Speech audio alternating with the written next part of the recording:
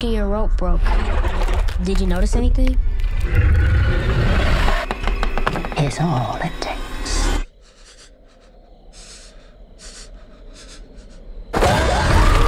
Never let go.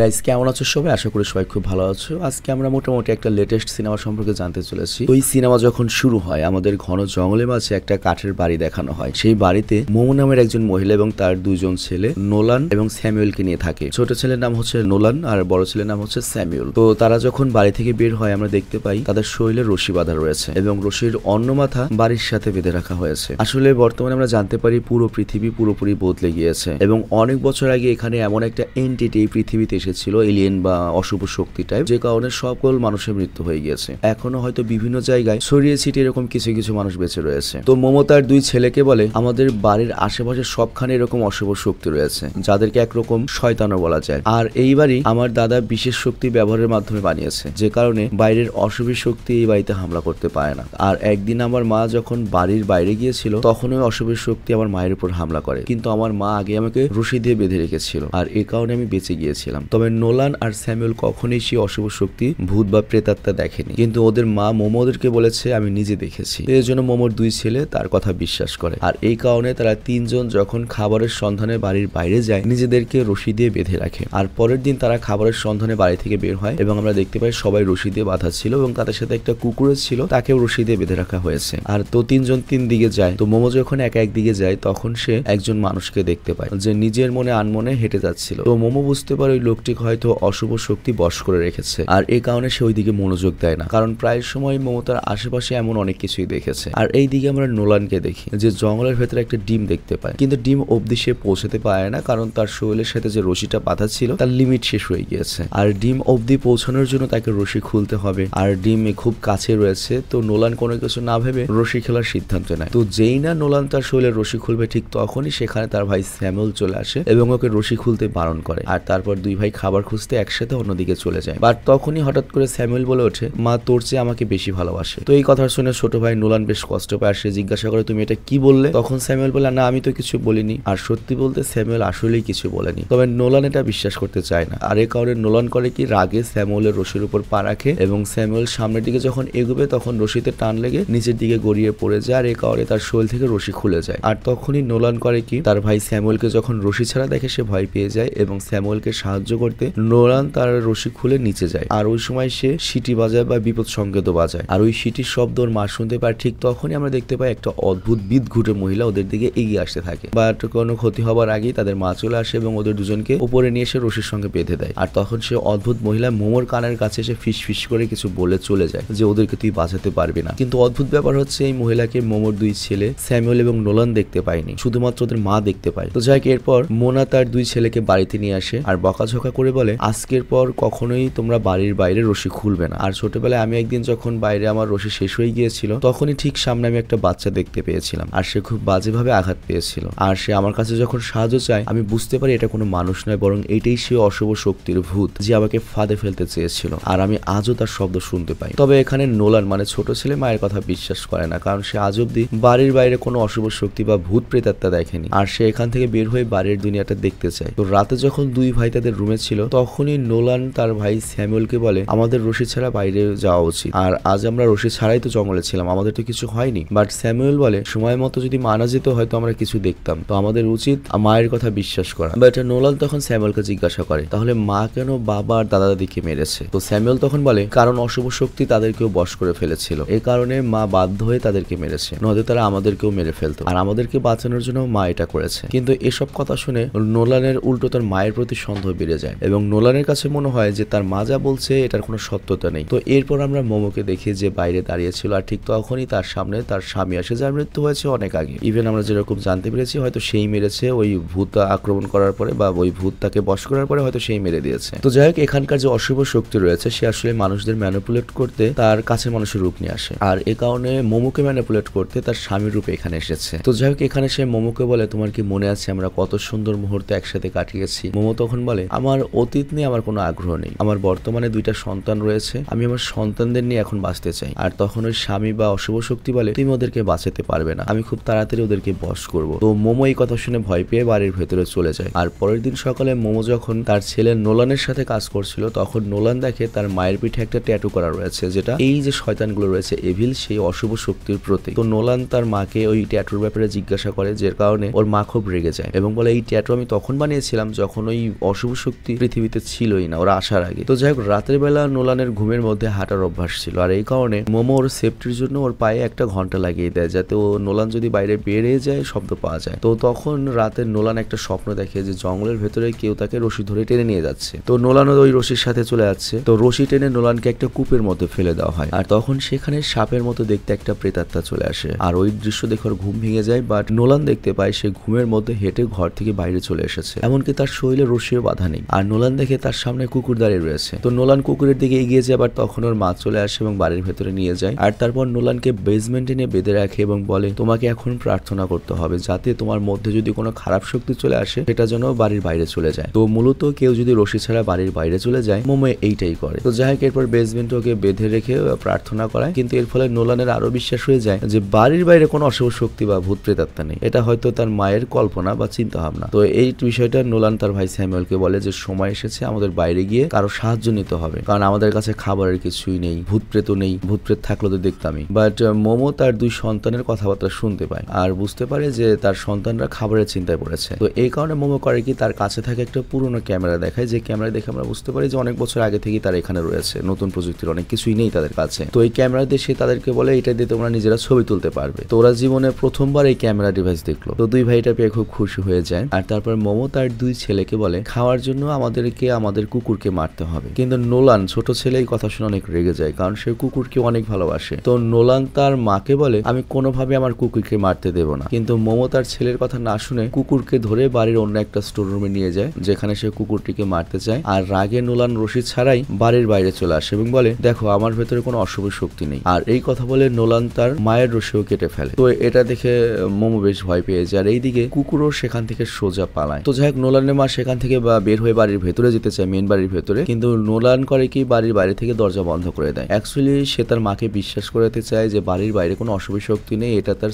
ভুল ধারণা। কিন্তু মোমো ভেতর থেকে জানালার গ্লাস দিয়ে ধাক্কা মারতে থাকে, বাট তারপরও নোলান দরজা খোলে না। বাট তখনই সেখানে স্যামুয়েল চলে আসে। আর স্যামুয়েল যখন জানতে পারে যে ওর মাকে নোলান আটকে রেখেছে তখন 2 ভাইয়ের মারামারি শুরু হয়ে যায়। আর এই দিকে রুমের মধ্যে দেখা যায় মোমোর সামনে একটা ভূত চলে আসে, যেটা তার শাশুড়ির রূপে ছিল। তো ভূত তখন মোমোকে বলে যে এখন আমি তোমাকে আমার বশ করে নেব, আর তারপর তুমি নিজেই তোমার সন্তানদেরকে মেরে ফেলবে। তো এই কথা শুনে মোমো অনেক বেশি ভয় পেয়েছে। আর ভূত তখন মোমোকে তার বসে নেওয়ার আগেই মোমো করে নিজ হাতে কাঁচের গ্লাস দিয়ে নিজেকে গলা কেটে আত্মহত্যা করে দেয়, যাতে সে তার নিজের সন্তানদের ক্ষতি না করতে পারে। তো এরপর নোলান আর স্যামুয়েল করে কি স্টোর রুমের ভেতরে আসে, আর তারা দেখে যে ভেতরে তাদের মায়ের লাশ পড়ে রয়েছে। আর এটা দেখে স্যামুয়েল অনেক ঘাবড়ে যায় এবং তার শরীর অনেক বেশি খারাপ হয়ে যায়। আর এই কারণে পরের দিন নোলান একাই খাবারের সন্ধানে যায়। আর এখন সে তার মা এবং ভাইয়ের রশি একসাথে বেঁধে রশির দৈর্ঘ্য অনেক বাড়িয়ে নেয় এবং নোলান করে কি বড় রশির সাহায্যে জঙ্গল দিয়ে এবং প্রথমবারের মতো রাস্তা দেখতে পায়। কিন্তু এই রাস্তায় সে কাউকে দেখতে পায় না, পুরো জনশূন্য একটা এলাকা। তো চারিদিকে নিস্তব্ধ দেখে নোলান করে কি আবার বাড়িতে ফিরে আসে। আর তখন সেখানে একটা লোক আসে, আর ওই লোকটি নোলানকে বলে আমি একজন হাইকার মানে যারা ওই যে পাহাড় বায় আর কি। তো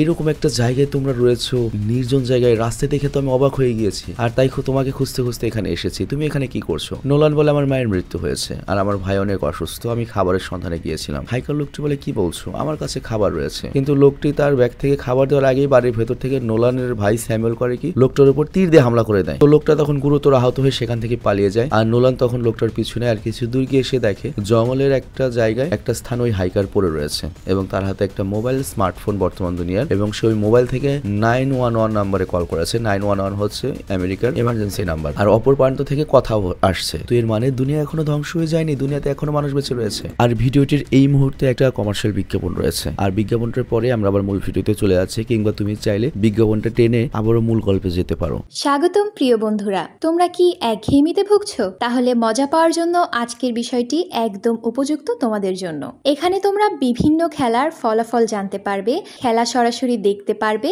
এবং ভবিষ্যৎবাণী করার মতো মজার একটি অংশও রয়েছে, যেখানে তুমি অনুমান করতে পারো কোন দল জিতবে, কতটা ব্যবধানে ইত্যাদি। এতে রয়েছে আকর্ষণীয় পুরস্কার জয়ের সুযোগ, বিলাসবহুল গাড়ি, নামি মোবাইল ফোন, কম্পিউটার এবং আরো অনেক কিছু। কিছু। এটি এমন একটি বিশ্বস্ত জায়গা যেটি পিএসজি এর মতো আন্তর্জাতিক খেলার দলের পৃষ্ঠপোষকতা পেয়েছে, তাই এতে কোনো সন্দেহের সুযোগ নেই। নতুন কিছু খেলার সংযোজন হয়েছে, যেমন দ্রুতগতির চ্যালেঞ্জ খেলা ও মুরগির পথ চলা খেলা, যেখানে সহজেই খেলে আনন্দ নেওয়া যায়। আর হ্যাঁ, যদি তুমি আমাদের প্রচারমূলক সংকেত ব্যবহার করে নিবন্ধন করো তাহলে পেতে পারো 12,000 টাকা পর্যন্ত পুরস্কার একদম বিনামূল্যে। সঙ্গে থাকবে প্রথম জমাই অর্থের পর বিনামূল্যে ঘূর্ণনের সুযোগও। অর্থ গ্রহণ ও প্রেরণ করা যাবে খুব সহজভাবে, নগদ, বিকাশ, রকেট, ব্যাংক হিসাব সহ আরো অনেক মাধ্যমে। তাই আর দেরি না করে উপরে থাকা স্থায়ী মন্তব্যে ক্লিক করো, সেখানে নিবন্ধনের প্রক্রিয়া রয়েছে। শুধু আমাদের প্রচার সংকেতটি ব্যবহার করলেই তুমি বোনাস পেয়ে যেতে পারো। তো বিজ্ঞাপন শেষে আমরা মূল ভিডিওতে আসলাম, এবার চলো আমরা আবার মূল কাহিনীতে চলে যাই। তো যাই হোক, নোলান করে কি, ওই লোকটির কাছ থেকে ব্যাগ ছিনিয়ে বাড়িতে ফিরে আসে আর ব্যাগের মধ্যে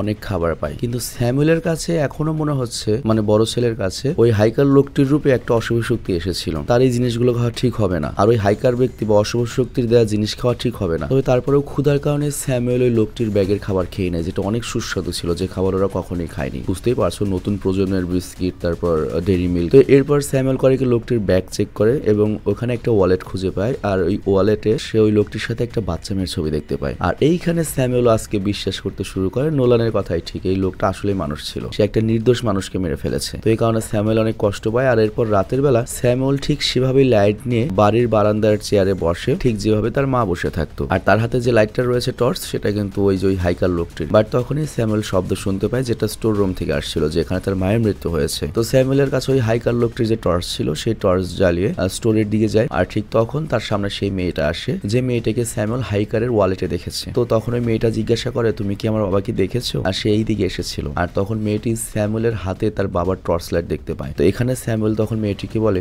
ভুলবশত তার মৃত্যু হয়েছে। তো এই কথা শুনে মেয়েটি কান্না করে জঙ্গলের দিকে দৌড় দেয়। স্যামুয়েলও মেয়েটির পিছু নিয়ে যায়, কিন্তু তখন ওর দড়ি শেষ হয়ে যায়। তখন স্যামুয়েল করে কি, রশি খুলে ফেলে দৌড়াতে শুরু করে এবং একটা স্থানে গিয়ে পৌঁছায়। বাট হঠাৎ করেই মেয়েটি ওদের সামনে থেকে উধাও হয়ে যায়। আর ঠিক তখনই স্যামুয়েল দেখে তার সামনের একটা গাছে অদ্ভুত ভাবে কোন একটা কিছু বেয়ে উঠছে, যার অনেকগুলো হাত, এবং মুহূর্তের মধ্যে সেটা তার সামনে চলে আসে। আর স্যামুয়েল দেখে ওই ভূত মূলত এই মেয়েটার রূপ নিয়ে এসেছে, মানে ওই মেয়েটা ভূত ছিল। ওই মেয়েটা করে কি স্যামুয়েলকে তার বশে নিয়ে নেয়, মানে স্যামুয়েল অজ্ঞান হয়ে যায়। আর এরপর স্যামুয়েল আবার বাড়িতে ফিরে আসে, কিন্তু সে এখনো পুরোপুরি অশুভ শক্তির বশে রয়েছে। আর এই কারণে বাড়িতে ঢুকে স্যামুয়েল চুপচাপ তার বিছানায় বসে। আর তখন সেখানে নোলান আসে, আর সে দেখে যে স্যামুয়েলের মাথার উপর একটা কালো ছায়া ছিল। আর এই কারণে নোলান মন্ত্র পড়া শুরু করে, যেটা তার মা বেসমেন্টে গিয়ে করতো। তো মন্ত্র পাঠ শুনে স্যামুয়েল অনেক রেগে যায় এবং নোলানকে একটা রুমে আটকে দিয়ে পুরো রুমে আগুন লাগিয়ে দেয় এবং বাইরে চলে যায়। আর নোলান তখন তার জীবন বাঁচাতে রুমের ওপর দিয়ে বাইরে বের হওয়ার চেষ্টা করে, কিন্তু এটা এত সহজ ছিল না, কারণ বাড়ির বাইরে বসে রয়েছে স্যামুয়েল, আবার ওরাও রয়েছে ছাদে, নামবে কিভাবে? তো তখন স্যামুয়েল বলে, তুমি আর এখন এই বাড়িও বাঁচাতে পারবে না, তুমিও বাঁচতে পারবে না। তো নোলান তখন বাধ্য হয়ে বাড়ির ভেতরে যায়। আর তখন নোলানের সামনে তার মা মোমো চলে আসে। আর এইবার নোলান প্রথমবারের মতো বিশ্বাস করে তার মা ঠিক ছিল, এটা সেই অশুভ শক্তি যে তার মাকে মেরেছে, এইবার সে তার মার রূপে এসেছে। তো এটা ভেবে নোলান করে কি, তার মাকে নিয়ে বেসমেন্টে লাফ দেয়। আর তারপর নোলান তার মাকে জড়িয়ে ধরে পবিত্র মন্ত্র পাঠ করতে শুরু করে। আর মন্ত্র শুনে ওই অশুভ শক্তির অনেক কষ্ট হতে থাকে, আর ওটা ছটফট করতে থাকে। আর তখনই অশুভ শক্তি তার নিজের রূপে ফিরে আসে, মানে ঠিক যেটা ও স্বপ্নে দেখেছিল। আর এখানেই অশুভ শক্তির বিনাশ হয়। আর ওদিকে বাইরে স্যামুয়েলের কাছে যে ক্যামেরা ছিল, সেই ক্যামেরা দিয়ে স্যামুয়েলের ছবি তুলে রাখে। আর কিছু ঘন্টা পরে যখন পুরো বাড়িটা পুরো শেষ হয়ে যায়, তখন রেস্কিউ টিম জঙ্গলে চলে আসে। তারা মূলত ওই পাহাড়ে এই নির্জন জায়গায় আগুন দেখে এখানে এই বাড়িতে এসেছে। তো নোলানকে তারা জীবিত অবস্থায় উদ্ধার করে। আর নোলানের ভাই স্যামুয়েল তো ছিল, তো রেস্কিউ টিম ওকে উদ্ধার করে। আর তখন নোলান তার ভাই স্যামুয়েলকে বলে, মা হয়তো তোমার থেকে আমাকে বেশি ভালোবাসতো। আর এরপর আমরা সেই ক্যামেরা দেখি, যেটা দিয়ে স্যামুয়েল ছবি তুলেছিল, সেই ছবিটা প্রিন্ট হয়ে ক্যামেরা থেকে বের হয়েছে। আর সেই ছবিতে আমরা দেখতে পাই স্যামুয়েলের কাঁধের সাইড থেকে কেউ হাত রেখেছে। আর এইটা সেই হাত যে অশুভ শক্তিকে মোমো ভিন্ন ভিন্ন রূপে দেখেছে, কিন্তু এখন সেই অশুভ শক্তি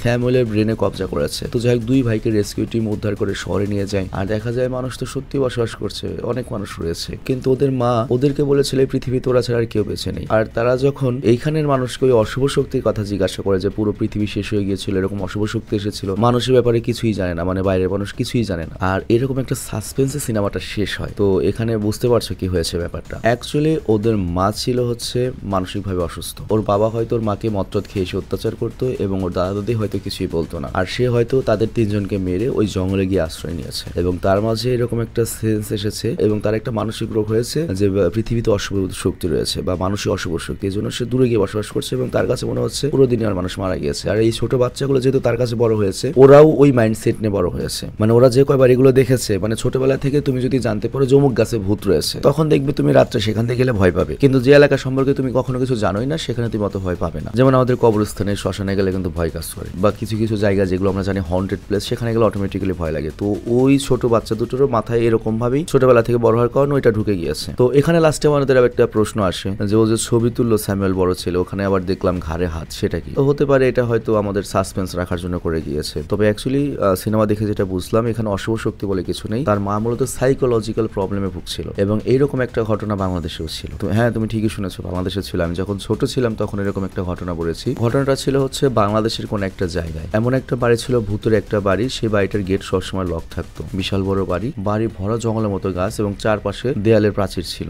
এবং সেই বাড়ি থেকে দুইটা মেয়েকে উদ্ধার করা হয় যারা পুরো দুনিয়া থেকে নিজেদেরকে বাঁচিয়ে রাখছিল এবং তারা দুজনেই মানসিক রোগী ছিল। তো এখানে পরে ঘটনায় জানা যায় যে ওই দুই বোন তারা সবসময় মনে করতো যে তাদের যেহেতু কোনো ভাই নেই, তাদের বাবা মা মারা যাওয়ার পরে তাদের সব সম্পত্তি দখল করে নেবে। তো এই জন্য তারা দুইজন নিজেদেরকে পুরোপুরি সিল্ড করে নিয়েছিল পুরো দুনিয়া থেকে। তো যাই হোক, ওটা অনেক আগের খবর, আমি তখন ছোট, ওটার বিস্তারিত আমি ক্লিপটা পাইনি, মানে সোর্সটা এখন আমি তোমাকে দেখাতে পারছি না। বাট এরকম মানসিক সমস্যা হয়, আর এটা খুবই ডেঞ্জারাস একটা সাইকোলজিক্যাল সমস্যা যেটা ওর মা ভুগছিল আর কি। তো যাই হোক, আশা করছি সিনেমাটি তোমরা এনজয় করেছো এবং সিনেমাটি যদি ভালো লাগে কমেন্টে জানাবে। এছাড়াও আমরা মারাত্মক একটা সমস্যায় ভুগছি, সেটা হচ্ছে আমরা কন্টেন্ট সিলেকশন নিয়ে অনেক সমস্যায় ভুগছি। আমি অনেক হাই IMDb রেপের অনেক ভালো ভালো সিনেমা আমি যদিও রেখে দিয়েছি, তবে তারপরেও তোমরা সাজেশন দিও, আমরা সেগুলো চেক করবো যে ওগুলো আনা যায় কিনা। তো যাই হোক, আমি বিদায় নিচ্ছি, ভালো থেকো, সুস্থ থেকো, টেক কেয়ার, বাই।